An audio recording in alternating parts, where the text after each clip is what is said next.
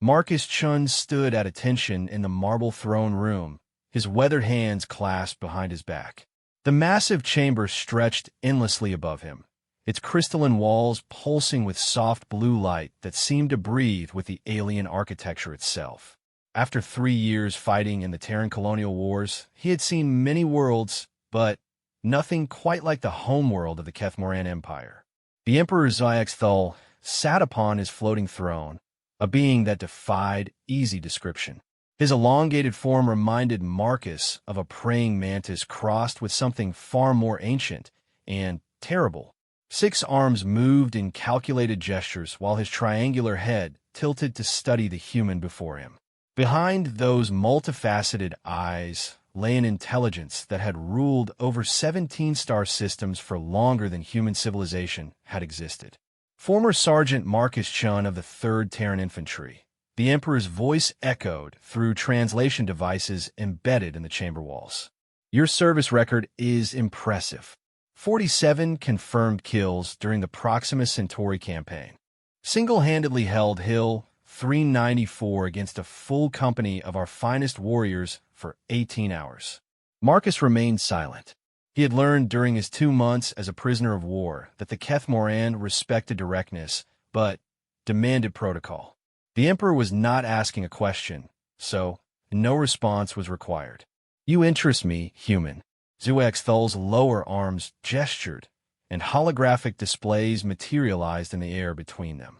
Battle footage played in 3 dimensions. Marcus diving through plasma fire, dragging wounded comrades to safety, turning abandoned artillery pieces against advancing alien forces. Your species fights with a peculiar combination of tactical brilliance and suicidal courage. Most fascinating. The Emperor rose from his throne, his 12-foot frame unfolding like some impossible origami sculpture. The war is over, Sergeant Chun. Your government has agreed to our terms. Reparations will be paid.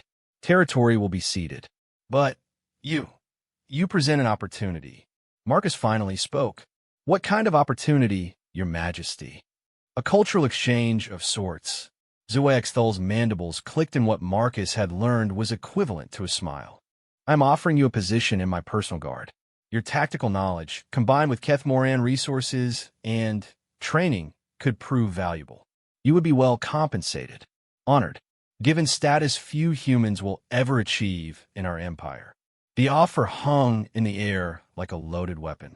Marcus had expected execution or, at best, a lifetime in some alien prison camp.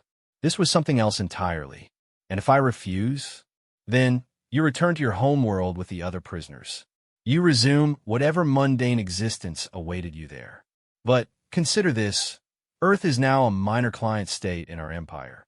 Your people will spend generations recovering from this war. Here, you could help shape how that recovery proceeds. Marcus studied the alien emperor's face, searching for deception. The Kethmoran were many things, arrogant, militaristic, ruthlessly efficient, but they were not known for lies. Their culture valued directness even more than humans did. I need time to consider this. Of course. Xiaxthal gestured to one of his aides, a smaller Kethmoran whose carapace bore the deep purple markings of the noble class. Advisor Kexri will show you to quarters appropriate to your potential new status. You have 3 standard days to decide. The quarters turn out to be a suite of rooms that would have been considered luxurious by human standards. Real windows looked out over the capital city of Thexmora, a sprawling metropolis of crystal spires, and floating platforms that housed over 50 million beings. The furniture had been modified for human proportions, and the walls displayed artwork from across the Kethmoran Empire, some beautiful, some terrifying, all utterly alien. Marcus spent the first day exploring the city underguard. His escorts were polite, but firm about where he could and could not go. Still, he saw enough to understand the scope of what he was being offered. The Kethmoran Empire was vast, wealthy, and technologically advanced in ways that made human achievements look primitive. Their medical technology could extend lifespans by centuries. Their engineering projects reshaped entire planets. Their weapons could crack moons.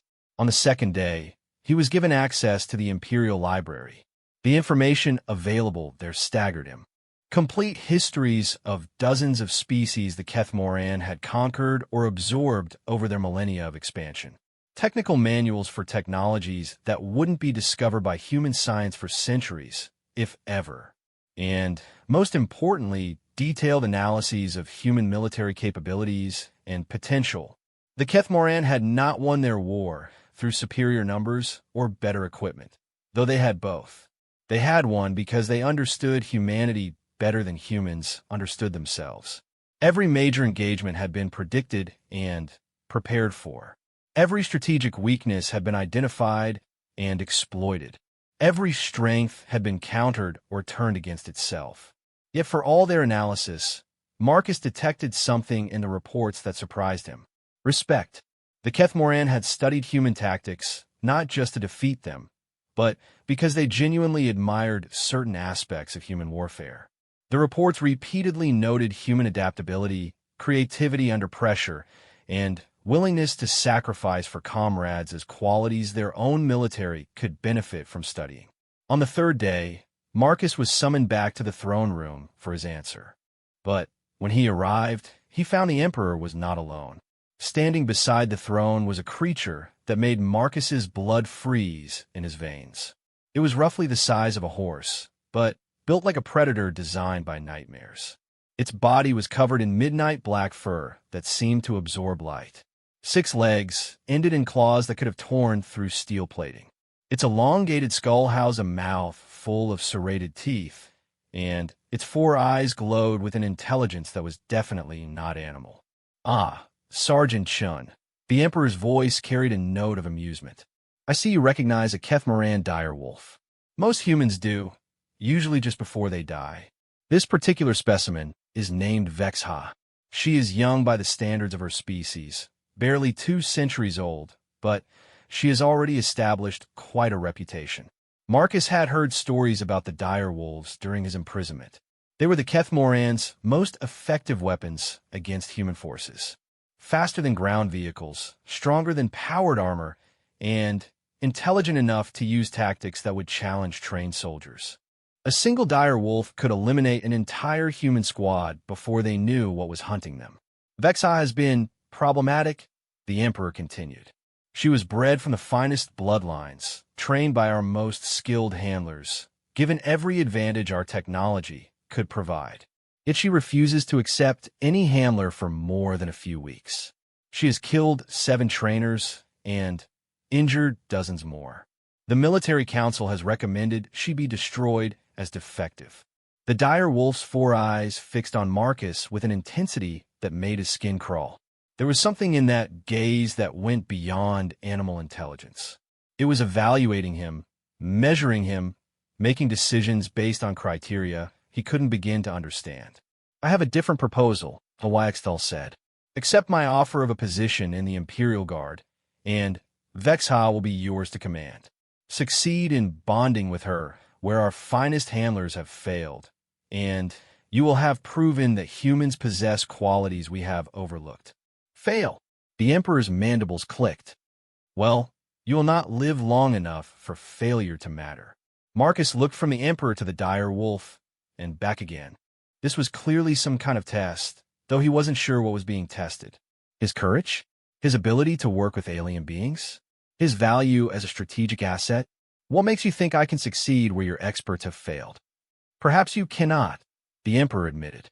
"But Vexha shows certain behavioral patterns that our analysts find intriguing. She demonstrates creativity beyond normal parameters for her species. She solves problems in ways that surprise even veteran handlers. And, most significantly, she appears to deliberately target human opponents in combat situations, almost as if she finds them more interesting than other prey." The dire wolf took a step closer to Marcus, her massive head lowering to bring those 4 glowing eyes level with his face. He could smell her breath, a mixture of ozone and something metallic that made his hindbrain scream warnings about danger. But he forced himself to remain still and meet her gaze directly. "If I accept this assignment, what exactly am I expected to do with her?" "Learn to work together." The Kethmoran Empire is vast, but is not the only power in this galaxy. We have enemies who possess technologies and capabilities that could threaten even our dominance. A human Direwolf team, properly trained and equipped, could serve as an advanced scout and strike force for missions too dangerous for conventional forces. Marcus understood. He was being offered a chance to become something unique in the galaxy. A human who fought alongside rather than against the Empire's most feared predators. It was an opportunity that would give him access to resources and knowledge beyond anything Earth could offer. But it was also a death sentence if he couldn't figure out how to earn the trust of a creature designed to kill his species. "I accept," he said finally. The Emperor's mandibles clicked approvingly. "Excellent. Advisor Kekri will arrange for your equipment and training schedule. You will have access to our finest combat technologies, advanced medical support, and all the resources necessary for your mission preparation. Your first assignment will be a simple patrol mission in a nearby system. Consider it a chance to get acquainted with your new partner." As if she understood the conversation, Vexha made a sound that was part growl, part something else entirely. It was a vocalization that seemed to carry more meaning than a simple animal expression. Marcus found himself wondering just how intelligent these dire wolves actually were and what else the Kethmoran might have failed to mention about them. The next few weeks passed in a blur of activity. Marcus was fitted with armor designed to interface with Kethmoran military systems. A sleek, flexible suit that provided protection equivalent to human-powered armor while allowing for greater mobility. His weapons were upgraded to energy-based systems that made his old projectile rifle look like a museum piece. And his living quarters were expanded to accommodate his new partner. Vexha was given her own section of the suite, complete with temperature-controlled environment and feeding systems designed for her species. Marcus was surprised to discover that dire wolves were not simple carnivores. Vexha's diet included complex protein supplements, mineral additives, and what appeared to be recreational foods that she consumed for pleasure rather than nutrition. The first week was tense. Vexha would watch him constantly, following his movements with those four unnerving eyes, but maintaining a careful distance. She responded to basic commands when she chose to, ignored them when she didn't, and showed no particular interest in the bonding exercises recommended by her previous handlers. Marcus tried a different approach. Instead of treating her as an animal to be trained, he began talking to her as he would to a fellow soldier. He explained what he was doing when he cleaned his equipment, discussed tactical theory while studying mission briefings, and shared stories about his experiences in the war. Vexha's reaction was subtle, but unmistakable. She began positioning herself closer when he spoke, her ears tracking his voice with an attention that suggested genuine interest. When he worked on combat drills, she would observe from different angles, as if analyzing his techniques from multiple perspectives. The breakthrough came during their second week together. Marcus was reviewing tactical displays of their upcoming patrol mission when Vexha approached and, for the first time, deliberately made physical contact. She pressed her massive head against his arm, not aggressively, but in what seemed like a gesture of acknowledgement. "You understand more than they think you do, don't you?" Marcus said quietly, running his hand along her sleek fur. "You're not just a weapon. You're a person, different from us, but still a person." Vexha made that strange sound again, the one that seemed to carry meaning beyond animal communication. This time, Marcus was close enough to hear the subtle modulations in tone, the complexity that suggested structure rather than simple instinct. "I wish I could understand what you're trying to tell me," he said. That's when Vexha spoke, not in the clicking, musical language of the Kethmoran, not in growls or howls or any sound that belonged to an animal, in clear, accented, but unmistakably human English. "You can understand me perfectly well, Marcus Chun. The question is whether you're ready to hear what I have to say." Marcus jerked backward so violently that he nearly fell from his chair. Vexha regarded him with what he could only describe as amusement, her four eyes glinting with an intelligence that was suddenly impossible to deny. "You can talk," he managed to say. "How long have you been able to talk?" Since birth, like all of my kind. Did you really think the Kethmoran would create mindless beasts to serve as their primary special forces? We are bred for intelligence, Marcus. We think, we plan, we make decisions. We simply choose not to waste words on those who see us as mere animals. The implications hit Marcus like a physical blow. Every direwolf attack he had heard about during the war hadn't been the result of trained animals following commands. They had been the actions of intelligent beings making strategic decisions. Soldiers, not weapons. Why are you telling me this now? Vexha settled onto the floor beside his chair, her massive form radiating a warmth that was oddly comforting. Because you're the first human to treat me as an equal rather than a resource to be exploited. And because our upcoming mission is far more dangerous than the Emperor has led you to believe. What do you mean? The system we are being sent to patrol is not simply a border region with minor security concerns. It is the site of first contact with a species that the Empire considers its greatest potential threat. A species that has already demonstrated the ability to destroy direwolves with weapons we have never encountered before. Marcus felt a chill run down his spine. Why send us into that? Because, Vexha said, her voice carrying a weight of grim knowledge. The Emperor believes that a human direwolf team might succeed where conventional forces have failed. He also believes that if we fail, our deaths will provide valuable intelligence about enemy capabilities. We are, as your species might say, expendable assets in a much larger game.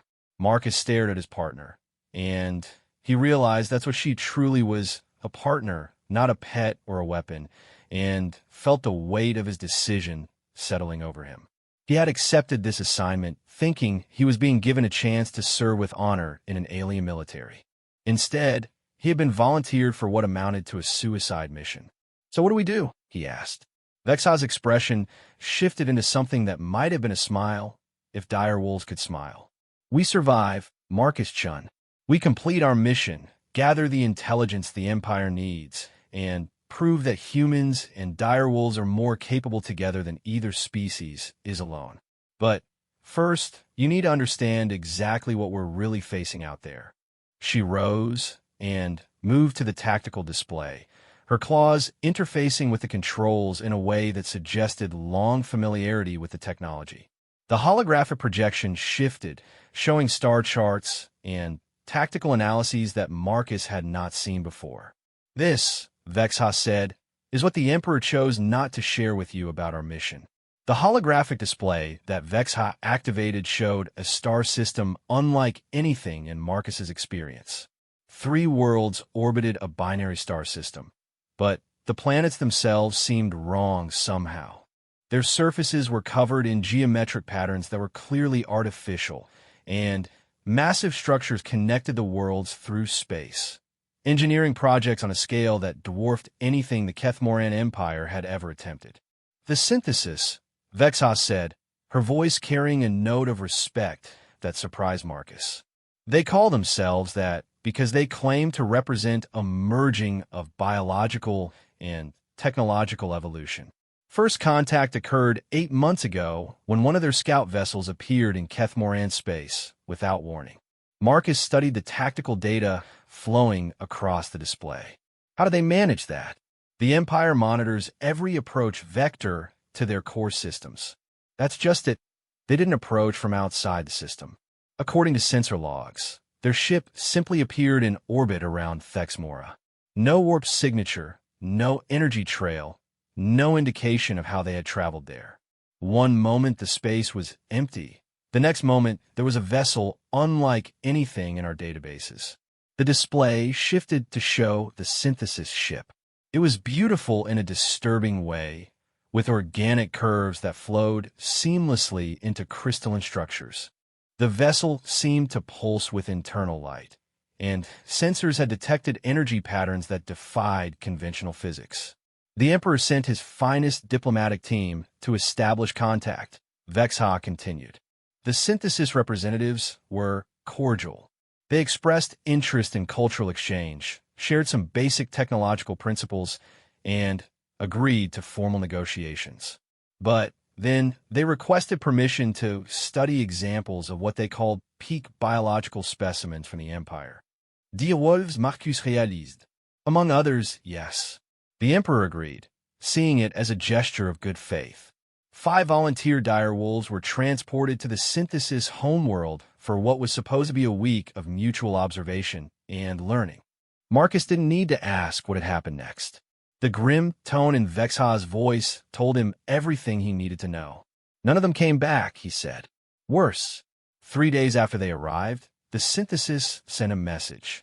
They thanked the Empire for the genetic samples and announced that they had successfully integrated direwolf DNA into their own biological matrix. They included recordings of the process. The display shifted again, showing footage that made Marcus's stomach turn. The 5 direwolves were restrained in crystalline chambers, while synthesis beings, creatures that seemed to be part machine, part plant, part something else entirely, systematically harvested tissue samples. But the direwolves were still alive during the process, their 4 eyes wide with terror and rage. The synthesis view all biological life as raw material for their own improvement, Vexha explained. They don't see other species as equals to be negotiated with. They see us as resources to be collected and processed. They've done this to dozens of species across their region of the galaxy. Marcus felt a cold fury building in his chest. During the war with Earth, the Kethmoran had been ruthless but honorable enemies. They followed rules of engagement, treated prisoners according to their own version of military law, and showed respect for worthy opponents. This was something else entirely.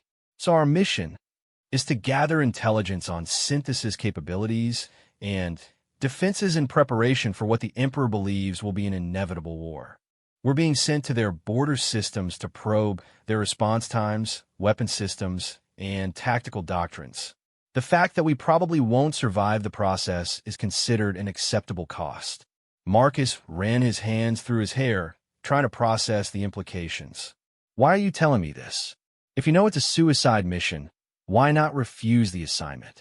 Vexha's 4 eyes fixed on him with an intensity that was both comforting and unsettling. Because I don't believe it has to be a suicide mission. The Kethmoran approach to warfare is methodical and predictable. They gather intelligence, analyze enemy capabilities, and deploy overwhelming force along established tactical doctrines. It served them well for millennia. But the synthesis have already demonstrated that they can counter those tactics.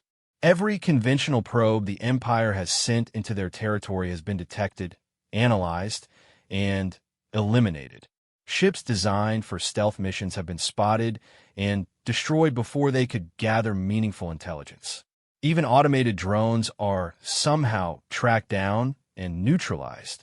Marcus was beginning to see where she was going with this. So they need something unconventional. Exactly. A human dire wolf team represents a combination of capabilities that the synthesis haven't encountered before. Your species' talent for improvisation and tactical creativity combined with my people's enhanced senses and physical capabilities. We might be able to accomplish what conventional forces cannot. Might being the operative word. Yes, but the alternative is waiting for the synthesis to finish analyzing the samples they took from my people and begin their own offensive operations. Once they start integrating dire wolf genetics into their forces, the Empire's military advantage disappears entirely. Marcus stood and began pacing, his mind racing through possibilities. What kind of support are we getting for this mission? A modified stealth scout ship, equipped with the best sensor arrays and defensive systems the Empire can provide. Personal armor and weapons designed for extended operations in hostile environments. And, most importantly, complete operational autonomy once we enter synthesis space. Meaning we can adapt our mission parameters as needed. If we find opportunities to do more than just gather intelligence, we're authorized to act on them. The implications of that were staggering. Marcus had gone from prisoner of war to elite operative in the span of a few weeks. And now he was being given the kind of operational freedom that most special forces units could only dream of. There's something else, Vexha said quietly. Something the Emperor doesn't know that I know. Marcus stopped pacing and looked at her. What? The dire wolves who were taken by the synthesis, they might still be alive. The words hit Marcus like a physical blow. How do you know that? Because we're not just bred for intelligence and physical capability. We're bred for other things as well. Dire wolves from the same genetic line share a form of quantum entanglement at the neural level. It's how we coordinate during pack hunts across vast distances. I can sense them, faintly, but they're still there. Marcus sank back into his chair. The mission had just become infinitely more complicated. You want to try to rescue them? I want to try to complete our mission and rescue them if the opportunity presents itself. But I need to know if you're willing to take that risk. Attempting a rescue would be incredibly dangerous and would compromise our primary objective. Marcus looked at his partner, and he realized that's exactly what she had become in the short time they'd worked together. Not a pet, not a weapon, but a true partner whose people were suffering the same kind of nightmare that humans had feared during their own war with the Empire. Tell me more about this quantum entanglement thing, he said finally. Vexha's expression brightened noticeably. It's difficult to explain in terms your science would understand. Imagine that every dire wolf carries a piece of quantum-level information that resonates with others from their genetic line. We can sense each other's emotional states, general location, and basic physical condition across interstellar distances. Like a form of telepathy? Similar, but more limited. I can't read their thoughts or communicate complex ideas. But I can tell that the 5 who were taken are still alive, still conscious, and... She paused, her ears flattening against her head. Still in considerable pain. Marcus felt his jaw clench. The idea of intelligent beings being held captive and subjected to medical experiments brought back memories of some of the darker stories from Earth's own history. How accurate is this sense? Could he use it to locate them? Within a few light years, yes. But, Marcus, you need to understand what we would be risking. The synthesis homeworld is the most heavily defended location in their territory. It's surrounded by automated defense platforms, patrol fleets, and early warning systems that extend for several star systems in every direction. But you think we can get in? I think we can get in. Getting out again, that's a different question entirely. Marcus stood and walked to the window, looking out over the alien cityscape of Thexmora. Somewhere out there, beings who had done nothing more than volunteer for what they thought was a cultural exchange were being tortured in the name of scientific advancement. It was a situation that demanded action, regardless of the personal cost. What's our timeline? We depart in 3 days. The journey to the synthesis border will take 2 weeks through conventional hyperspace. Once we arrive, we'll have perhaps a month before the Empire expects us to report back. And if we don't report back, then they'll assume we're dead and begin planning for a full-scale military campaign. Millions will die in the war that follows. Marcus turned back to face Vexha. So we succeed, or we doom both our species to a conflict that might destroy them both. That's about the size of it, yes. Despite the enormity of what they were facing, Marcus found himself smiling. You know, when the Emperor offered me this position, I thought it might be boring. Patrol missions, guard duties, maybe the occasional escort assignment. Vexha's version of laughter was a sound like wind chimes made of bone. Nothing involving dire wolves is ever boring, Marcus. We have a genetic predisposition toward finding trouble. Good thing I do too, then. The next 3 days passed in intensive preparation. Marcus was given crash courses in synthesis technology, biology, and tactical doctrines. What intelligence the Empire had managed to gather painted a picture of a species that had evolved beyond traditional biological limitations. They could modify their own genetics in real time, adapt to environmental threats with startling speed, and coordinate their actions through some form of distributed intelligence network. Vexha, meanwhile, was working with the technical teams to modify their equipment for the specific challenges they would face. Standard Keth-Moran stealth technology relied on energy-dampening fields that would be useless against synthesis sensors. Instead, they would need to rely on more primitive techniques, physical camouflage, thermal masking, and careful timing to avoid detection. Their ship, the Knight's Edge, was a marvel of Imperial engineering. Barely larger than a shuttle, it incorporated stealth technologies developed over centuries of warfare. Its hull was composed of metamaterials that could shift their properties to match local space conditions. Its engines were designed for silent running, producing energy signatures so low they were virtually undetectable. And its sensor arrays were sensitive enough to map enemy positions from extreme range. Marcus spent hours familiarizing himself with the ship's systems, while Vexha worked with the technical crews to install additional modifications. She had requested several items that puzzled the engineers: specialized cutting tools, portable quantum communicators, and what appeared to be medical equipment designed for emergency surgery. Planning for contingencies, she explained when Marcus asked about the medical gear. If we do find the captured direwolves, they may need immediate treatment before they can be moved. On the morning of their departure, Emperor Zwayaxthal came to see them off personally. The alien ruler studied Marcus with those multifaceted eyes, his expression unreadable. "You understand the importance of this mission, Sergeant Shun?" "Yes, Your Majesty." "Good. The intelligence you gather will determine how the Empire responds to the synthesis threat. If they are as dangerous as initial reports suggest, we may need to consider extreme measures." Marcus didn't ask what extreme measures meant. He was beginning to understand that the Kethmoran Empire, for all its honor and military tradition, was pragmatic about survival above all else. "We won't let you down, sir. See that you don't." The Emperor's attention shifted to Vexha. "And you, Direwolf. I trust you understand that your human partner's survival is now linked to the Empire's strategic interests." Vexha's response was formal, using the traditional Kethmoran military acknowledgement that Marcus had learned during his imprisonment. But there was something in her tone that suggested additional layers of meaning. "I understand perfectly, Your Majesty."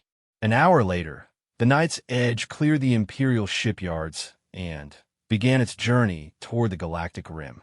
Marcus sat in the co-pilot's seat, watching the stars whirl past the viewport as their ship accelerated toward hyperspace velocity. Beside him, Vexha monitored the navigation systems with the focused attention of someone whose life depended on precision. "Second thoughts?" she asked without looking away from her instruments. "About the mission?" "No. About working with a partner who can literally sense the pain of her captured pack mates across interstellar distances." "Maybe." Vexha's ears twitched in what Marcus had learned was her equivalent of a smile. "Don't worry, Marcus. I won't let personal feelings compromise our mission objectives." "I'm not worried about that," Marcus replied. "I'm worried that I might."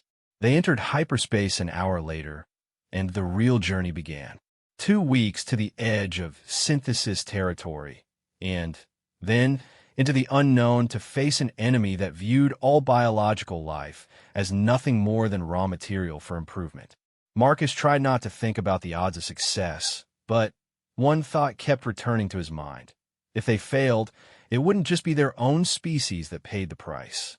Every free civilization in the galaxy would eventually fall to the synthesis advance. The universe had become a much more dangerous place, and somehow he and a talking alien direwolf had been chosen to stand against that danger. Marcus couldn't decide if that was inspiring or terrifying. Probably both. 2 weeks into their journey through hyperspace, Marcus had fallen into a routine that felt almost normal. Each morning he would run diagnostics on their ship's systems while Vexha monitored long-range sensors for any signs of pursuit or unexpected traffic. They would share breakfast, or the alien equivalent that passed for breakfast in Kethmoran military rations, and then spend several hours reviewing intelligence reports and mission parameters.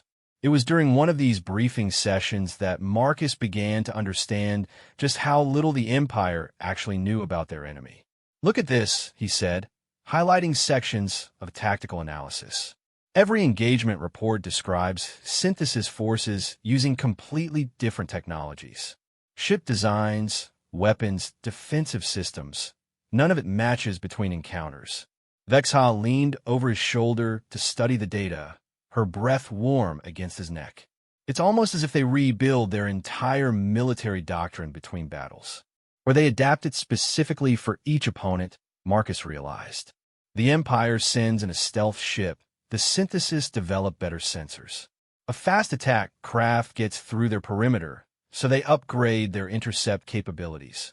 They're not just reactive, they're learning from every encounter. Which explains why conventional intelligence gathering has failed so completely. Vexha's claws tapped against the console as she thought. The moment you engage with synthesis forces, they begin adapting to counter your specific advantages. Marcus pulled up the file on the captured direwolves again, studying the limited information they had.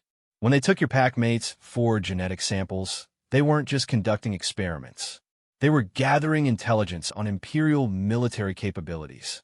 And now they're probably preparing countermeasures for direwolf tactics. Vexha's 4 eyes reflected a cold anger that made Marcus glad she was on his side. By the time we arrive, they may have developed specific weapons designed to neutralize my people. Then, we'll have to be smarter than they expect, Marcus said. The one advantage we have is that they've never encountered a human direwolf team before. They won't have data to analyze or countermeasures to deploy, assuming we can maintain the element of surprise long enough to matter. Marcus was about to respond when the ship's proximity alarms activated. Both he and Vexha were at the sensor stations in seconds, scanning for threats. What they found was more confusing than dangerous. A massive debris field stretched across their route, the remnants of what appeared to have been a fleet engagement. Those are Kethmoran ship signatures, Vexha said, her voice tight with concern. But the engagement happened less than a week ago. No Imperial forces are supposed to be operating in this sector. Marcus was analyzing the debris patterns, trying to reconstruct what had happened. Whatever hit them was thorough.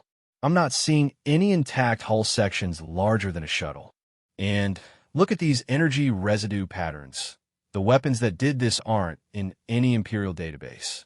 Synthesis has to be, but this is 3 light years from their nearest known border. Either our intelligence is wrong about the extent of their territory, or they're conducting offensive operations outside their claimed space. They spent the next hour carefully navigating through the debris field while their ship's sensors recorded everything they could detect. The evidence painted a disturbing picture. The Imperial fleet had been caught completely by surprise, destroyed so quickly that they hadn't managed to transmit any distress signals. And the weapon's signatures suggested technology that was generations ahead of anything in the Kethmoran arsenal. Marcus, Vexha said quietly, I'm detecting life signs. Impossible. These wrecks are too damaged to maintain life support. Not on the wrecks. There. She highlighted a section of space that appeared empty on visual sensors. Something is out there, using advanced camouflage technology. But it's not perfect. I can smell fear. Marcus stared at her. You can smell emotions through the ship's hull and across vacuum. Dire wolf senses aren't limited by conventional physics when we're focused. There are survivors out there, and they're terrified. Marcus trusted his partner's instincts enough by now not to question further. Can you guide us to the... 20 minutes later, they found the source of Vexha's readings, a heavily damaged Imperial intelligence ship that had somehow survived the engagement by shutting down all systems and drifting with the debris. Its crew of 6 was barely alive, surviving on emergency life support that would fail within hours. The rescue took careful planning.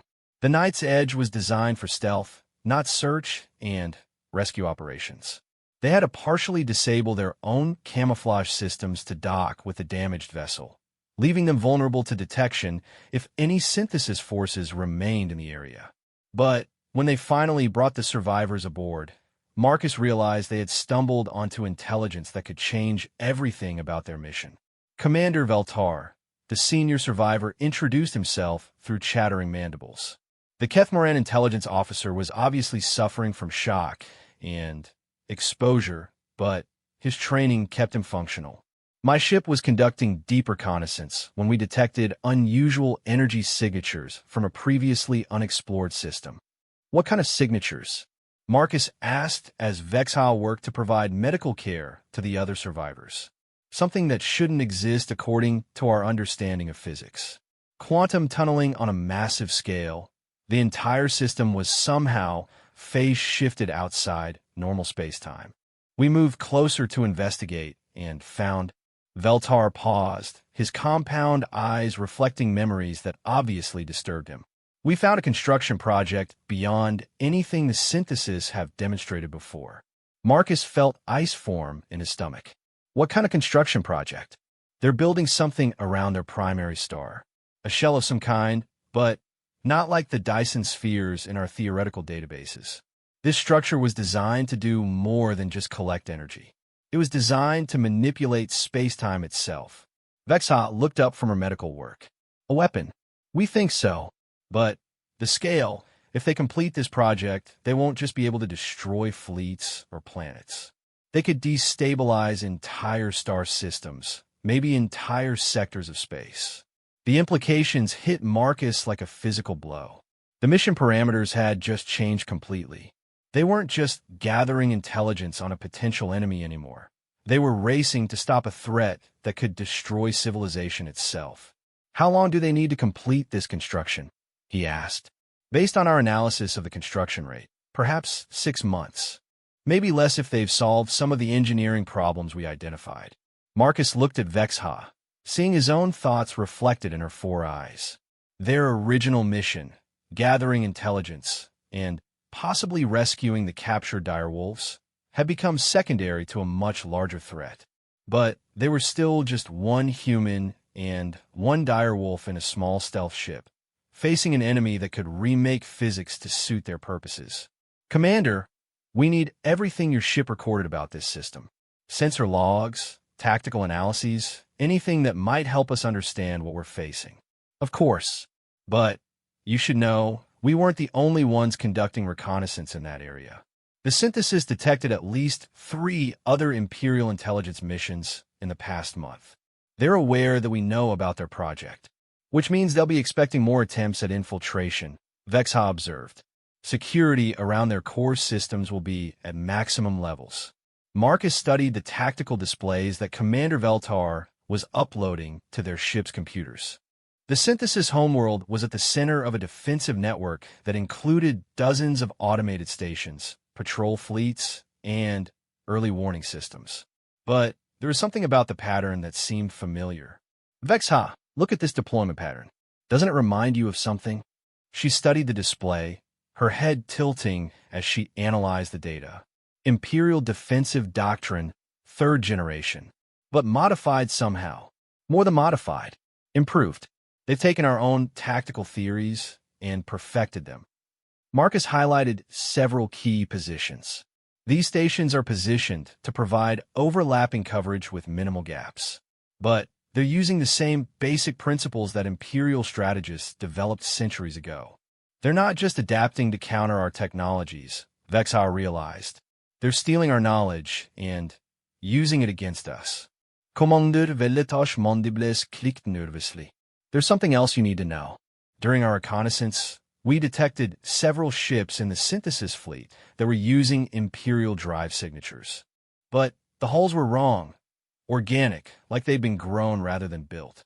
They're not just taking genetic samples, Marcus said. They're somehow copying or recreating entire technologies. Ships, weapons probably hold tactical databases, which means any plan we develop based on Imperial intelligence could be compromised before we even begin, Vexha added. Marcus stood and began pacing, a habit he'd developed when thinking through complex problems. The mission had just become exponentially more dangerous, but it had also become more important. If the synthesis completed their stellar manipulation project, the Kethmoran Empire would face an enemy that could destroy entire star systems at will. Earth, barely recovered from its own war with the Empire, will be helpless against such power. We can't go back, he said finally. Even if we wanted to, by the time we report this to Imperial Command and they organize a response force, it will be too late. So we continue with the original mission parameters. We adapt them. Our primary objective is now gathering intelligence on this stellar manipulation project. If possible, we determine how to stop or delay its completion. And, if the opportunity presents itself, we rescue my pack mates, Vexha finished. Exactly. Commander Veltar was following their conversation with obvious confusion. You're planning to assault the Synthesis homeworld with a single ship? We're planning to do what larger forces cannot, Marcus corrected. Get in undetected, gather the intelligence the Empire needs, and get out again. The fact that we might be able to accomplish more than that is a bonus. And if you're captured? Marcus exchanged a look with Vexha. They both understood what capture by the Synthesis would mean, becoming test subjects in the same kind of experiments that were being conducted on the captured direwolves. Then, we make sure our deaths provide useful intelligence to whoever comes after us, Marcus said. The next 2 days were spent in intensive planning sessions.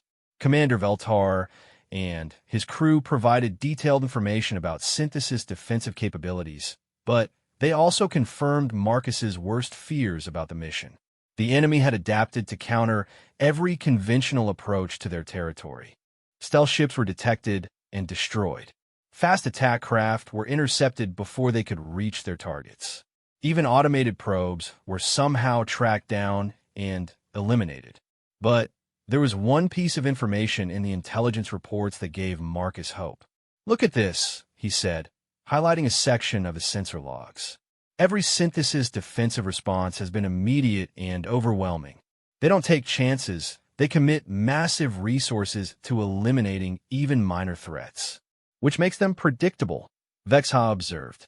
If we can find a way to trigger their defensive response in one location, we might be able to slip through their perimeter somewhere else while they're focused on the decoy. Marcus pulled up star charts of the target system. The question is how we create a convincing enough threat to draw their attention without actually having the resources to back it up. Vexha studied the charts with the focused intensity that Marcus had learned to recognize as her hunting expression. What if we don't need to create a false threat? What if we create a real one that serves our purposes? Explain. The debris field we found wasn't the result of a single engagement. Based on the wreckage patterns, the Synthesis forces destroyed the Imperial ships systematically, one at a time. They were testing weapons, gathering data on Imperial defensive capabilities. Marcus felt a chill as he understood what she was suggesting. They're still out there. The attack force that destroyed Commander Veltar's fleet is probably conducting additional reconnaissance in nearby systems. If we can locate them and launch a coordinated attack, we force them to call for reinforcements, which draws forces away from the homeworld defensive perimeter. Marcus nodded slowly. It's risky, but it might work. The question is whether we can actually damage a Synthesis fleet enough to make them take the threat seriously. That's where human creativity comes in, Vexha said. Imperial tactics are based on overwhelming force and superior technology. But your species has a talent for unconventional warfare that the Synthesis haven't encountered before. Marcus looked at the tactical displays, his mind racing through possibilities. The plan that was forming in his thoughts was incredibly dangerous, probably suicidal, and absolutely their best chance of success. How good are you at improvised explosive devices? He asked. Vexha's expression shifted into something that might have been a predatory smile. Direwolves were bred for hunting, Marcus. We're very good at setting traps. The next phase of their mission began with what Marcus privately thought of as controlled insanity. Instead of heading directly toward the Synthesis homeworld, they began searching for the fleet that had destroyed the Imperial reconnaissance mission. It took 3 days of careful sensor sweeps before they found their target, a formation of 6 Synthesis ships conducting what appeared to be a systematic survey of the local space. The ships themselves were beautiful in a disturbing way, with organic curves and crystalline structures that seemed to pulse with internal light. But Marcus's attention was focused on their formation pattern and movement characteristics. The Synthesis fleet was being methodical and predictable, exactly the kind of behavior that could be exploited by someone willing to take significant risks. There, he said, indicating a section of the tactical display. They're following a search grid, investigating each system in sequence. If we can position ourselves along their projected route, we can set up an ambush, Vexha agreed. But Marcus, those ships are larger and better armed than anything in the Imperial fleet. A direct confrontation would be suicide. Then, we don't fight them directly. We make them think they're under attack by a much larger force, force them to call for help, and disappear before they realize what actually happened. The plan that emerged from their discussions was elegant in its simplicity and terrifying in its execution requirements.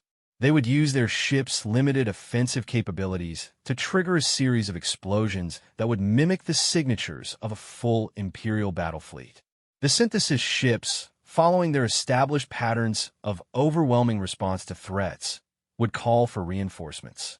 And while the enemy was focused on hunting for a non-existent fleet, Marcus and Vexha would slip through their defensive perimeter toward the homeworld.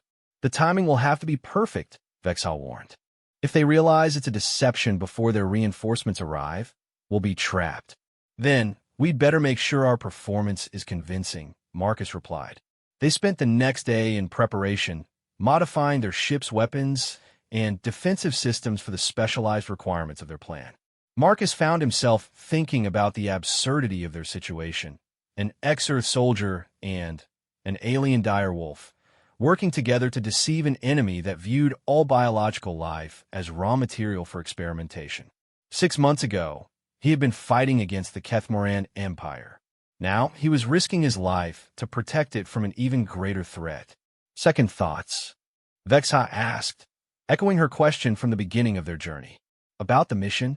No. About the plan? Absolutely. Marcus looked up from the weapons modifications he was working on. This is crazy, you know that. Of course it's crazy. That's why it might actually work. Marcus had to admit she had a point. The synthesis had adapted to counter every conventional approach to their territory. But they couldn't adapt to tactics they had never encountered before. Human unpredictability, combined with dire wolf cunning, might be enough to accomplish what entire fleets could not. The attack began at dawn, ship's time. The Knight's Edge dropped out of hyperspace at the edge of system that the synthesis fleet would reach in approximately 6 hours, giving Marcus and Vexha time to set up their elaborate deception. They positioned automated probes equipped with signal generators throughout the system, programmed to activate in sequence, and create the impression of a large fleet deploying for battle. Then, they waited, hidden in the sensor shadow of a dead planet, for their enemies to arrive. When the synthesis ships finally appeared, Marcus felt his heart rate spike despite their careful preparations. The alien vessels moved with a fluid grace that was somehow more unsettling than conventional starship designs. Sensors indicated that the ships were actively scanning their surroundings, searching for threats with an intensity that suggested they expected trouble. Here we go, Marcus whispered, activating the first phase of their deception. Across the system, automated probes began transmitting the energy signatures of Imperial warships powering up for combat. To enemy sensors, it would appear that a substantial fleet had been lying in wait, preparing to ambush the synthesis formation. The response was immediate and overwhelming. The synthesis ships accelerated toward the false contacts while transmitting what were obviously distress calls. Within minutes, Marcus detected the energy signatures of additional ships arriving through some form of instantaneous transportation that didn't match any known technology. It's working, Vexha reported. I count 12 additional vessels responding to their call for assistance. Then it's time for Phase 2, Marcus said, triggering the next sequence in their plan. The automated probes began a carefully choreographed dance, moving to simulate fleet combat maneuvers while generating false explosions and weapon discharges. To the synthesis forces, it would appear that they were engaged in a running battle with Imperial ships that were using hidden, run tactics to avoid direct confrontation. For 3 hours, Marcus and Vexha maintained their deception while the synthesis fleet committed more resources to hunting their non-existent enemies. By the end of the engagement, nearly 40 enemy ships were involved in the search, desperately trying to locate and destroy targets that existed only as sensor phantoms and pre-programmed signals. And during those 3 hours, the defensive perimeter around the Synthesis homeworld was reduced by more than half as ships were pulled away to respond to the apparent Imperial attack. Now, Marcus said, bringing their ship stealth systems to full power. We run for the target while they're still chasing ghosts. The journey to the Synthesis homeworld took 18 hours, during which Marcus and Vexham monitored enemy communications to ensure their deception was still working. The Synthesis fleet was becoming increasingly frustrated as they failed to locate the Imperial forces they believed they were fighting, but they hadn't yet realized the entire engagement was an illusion. As they approached the target system, Marcus found himself looking at a sight that defied comprehension. The stellar manipulation project that Commander Veltar had described was even more massive than the intelligence reports had suggested. A vast web of crystalline structures surrounded the system's primary star, channeling energy in patterns that hurt to look at directly. "My God," Marcus whispered. "They're actually doing it. They're building a weapon that can manipulate space-time itself." But it was Vexa's reaction that truly drove home the enormity of what they were facing.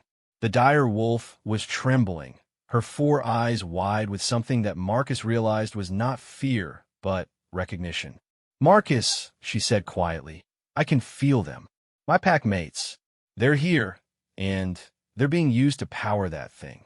The mission had just become personal in the most terrible way possible. The revelation that Vexha's pack mates were somehow being used to power the stellar manipulation device changed everything about their mission. Marcus watched his partner's reaction to the discovery, seeing the careful control she had maintained throughout their journey finally crack under the weight of personal horror. "How are they using them?" Marcus asked quietly, studying the energy patterns flowing through the crystalline structures around the star.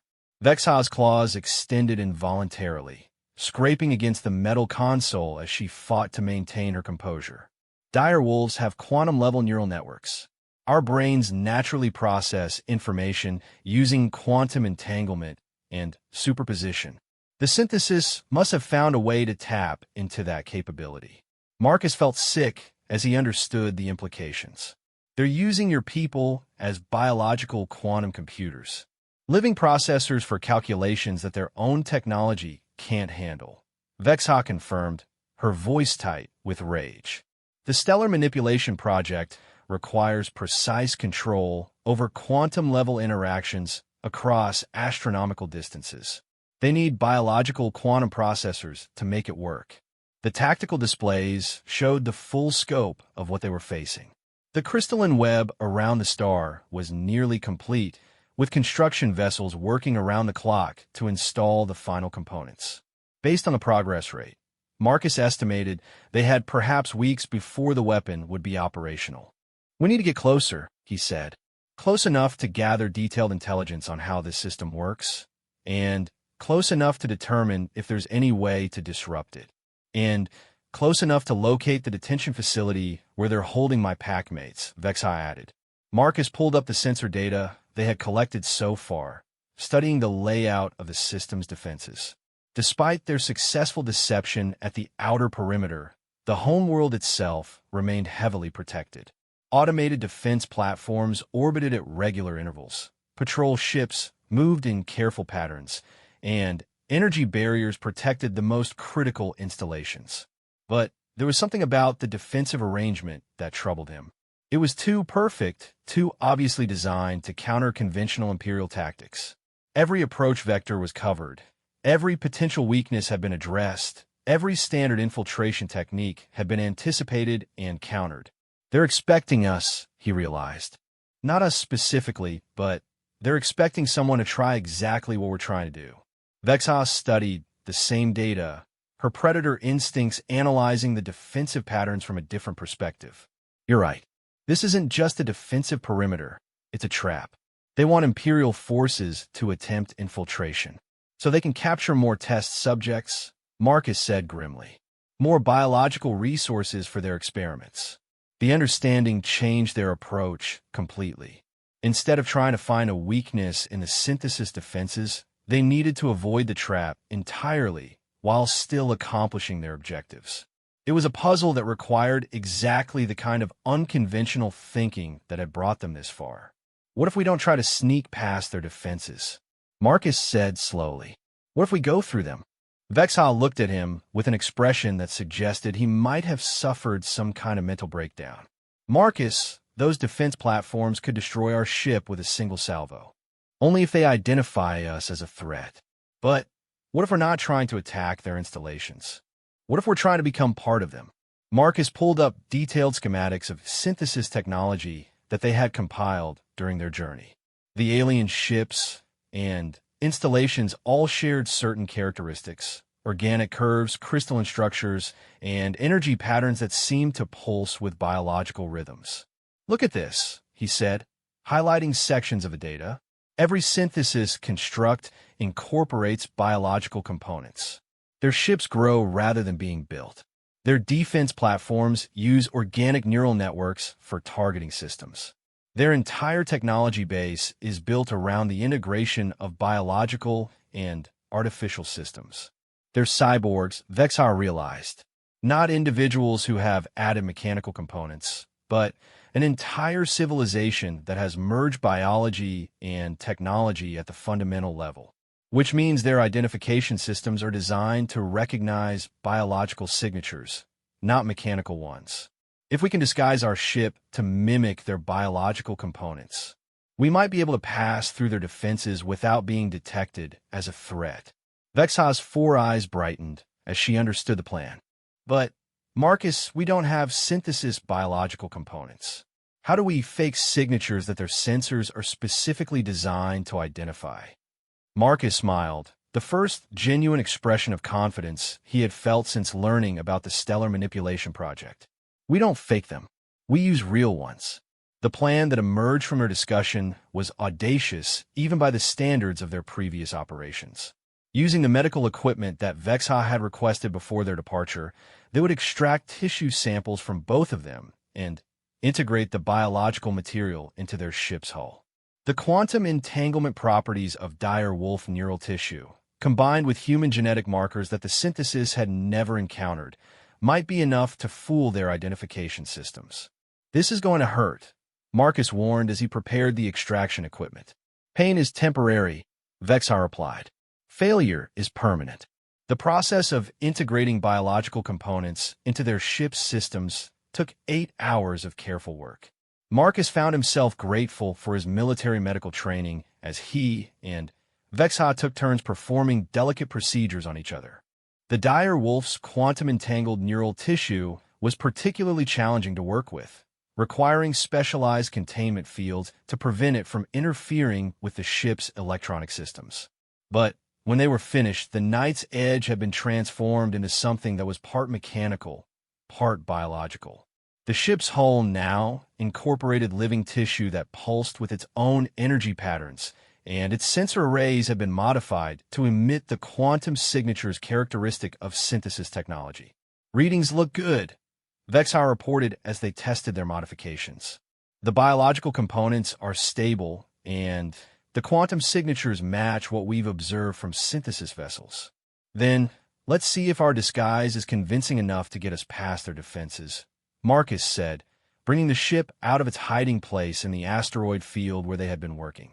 The approach to the synthesis homeworld was the most terrifying experience of Marcus's life.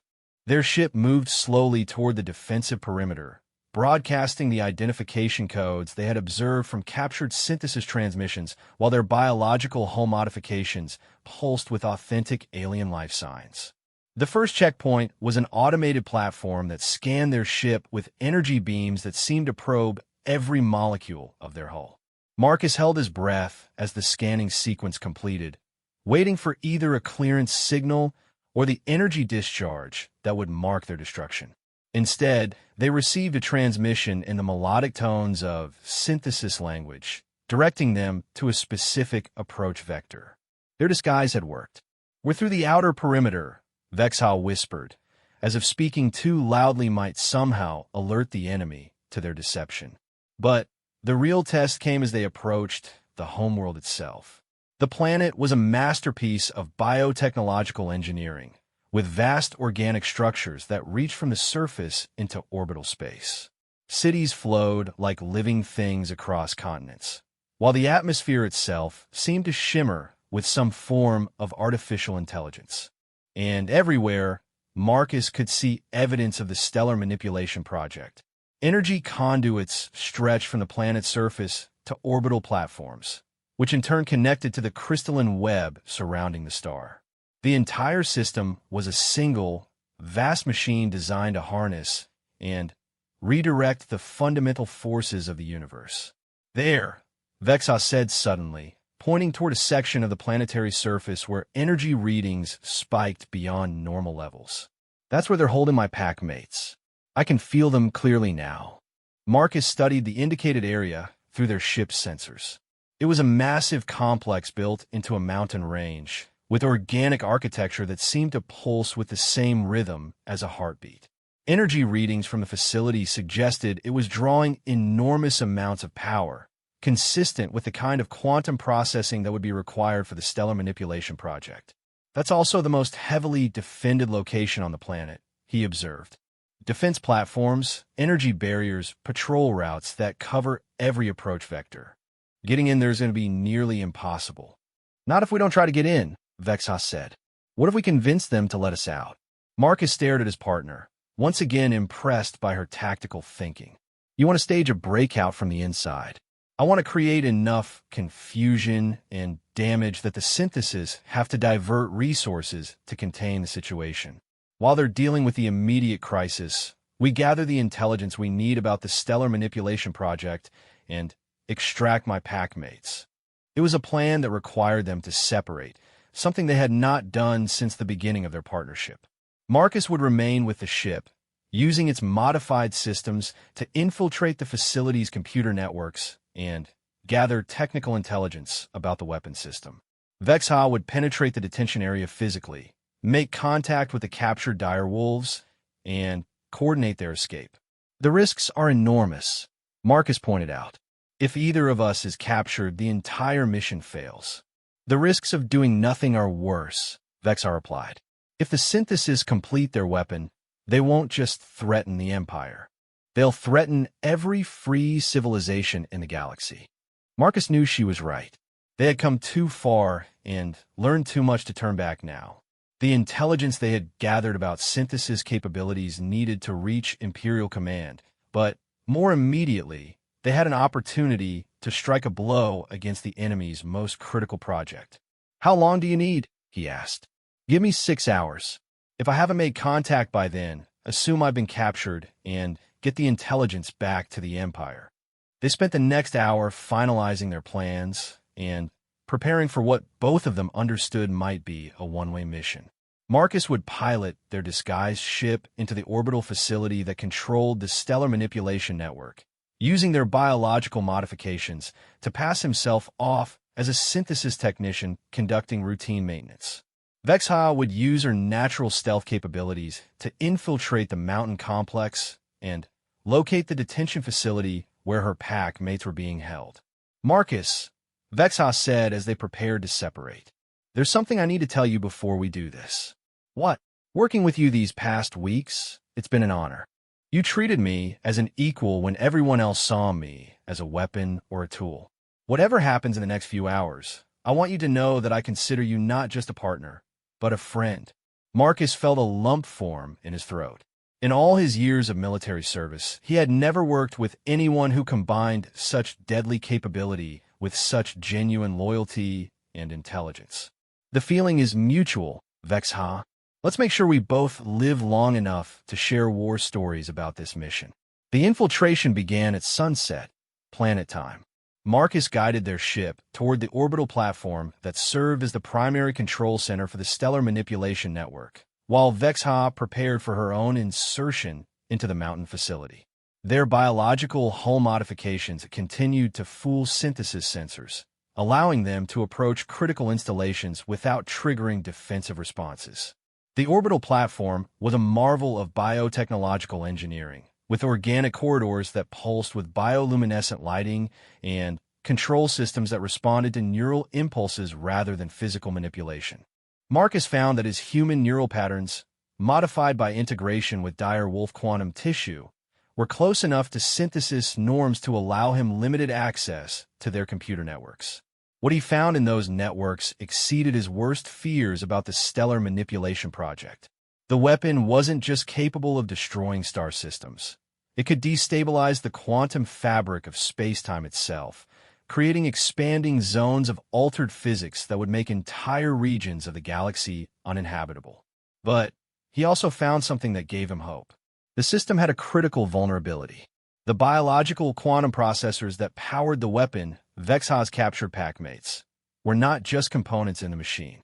They were conscious beings whose neural patterns could not be completely controlled by synthesis technology.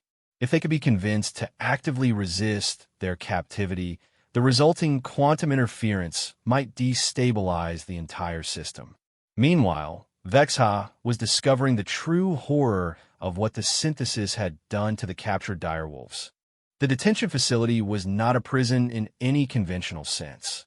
It was a biological laboratory where her pack mates had been integrated into organic machinery that used their neural patterns to perform quantum calculations. They were still conscious, still aware, but trapped in a nightmare of forced mental labor that had been ongoing for months. The rescue operation that followed was unlike anything in military history. Marcus used his access to the orbital control systems to create cascading failures throughout the stellar manipulation network, while Vexha worked to free her pack mates from the biological machinery that had enslaved them. The conscious direwolves, once freed from their constraints, were able to use their quantum-entangled neural networks to create devastating interference patterns that spread throughout the synthesis network. The result was a catastrophic system failure that tore apart the crystalline web surrounding the star and sent shock waves through every synthesis installation in the system. The stellar manipulation weapon, on the verge of completion, collapsed in a quantum chaos that would take decades to rebuild. But the escape was far from easy. Synthesis forces responded to the crisis with overwhelming force, deploying ships and weapons that Marcus and Vexha had never encountered.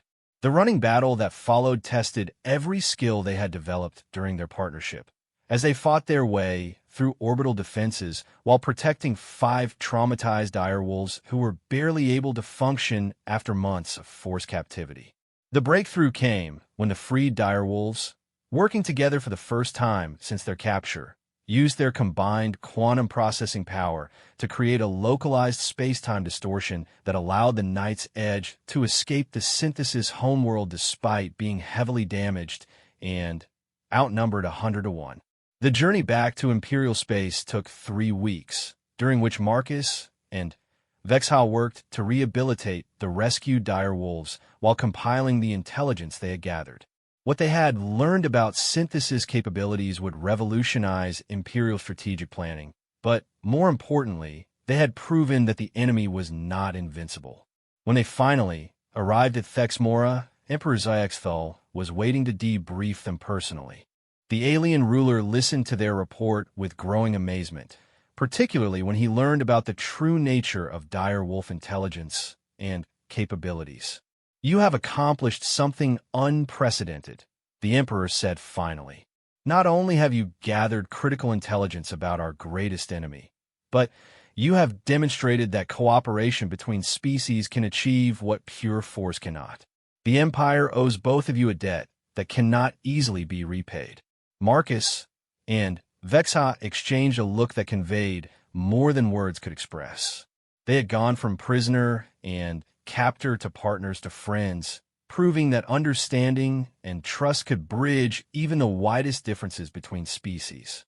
"There is one more thing, Your Majesty," Vexha said. "The synthesis may have been defeated in this system, but they have other projects, other weapons in development across their territory. This war is far from over." "Then we will need every advantage we can get," the Emperor replied.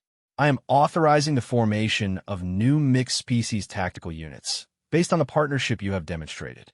Human creativity and dire wolf capabilities, working together as equals rather than as masters and servants." Marcus smiled as he realized what the Emperor was offering. "You want us to train others?" I want you to revolutionize how the Empire thinks about cooperation between species. What you have accomplished together could be the key to not just defeating the synthesis, but building a truly unified defense against any threat that emerges from the darkness between the stars. As they left the throne room together, Marcus and Vexha found themselves looking forward to a future that neither could have imagined when their partnership began.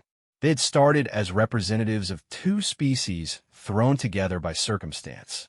They had become something new, proof that the bonds between thinking beings could transcend the differences of biology, culture, and history. The universe remained a dangerous place, full of threats that could challenge or destroy everything they valued.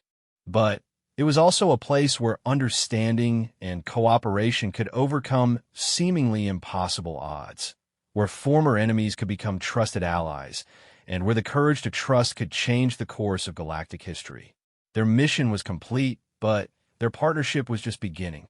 And in a galaxy where the synthesis still threatened to consume all biological life, that partnership might be exactly what the universe needed to survive.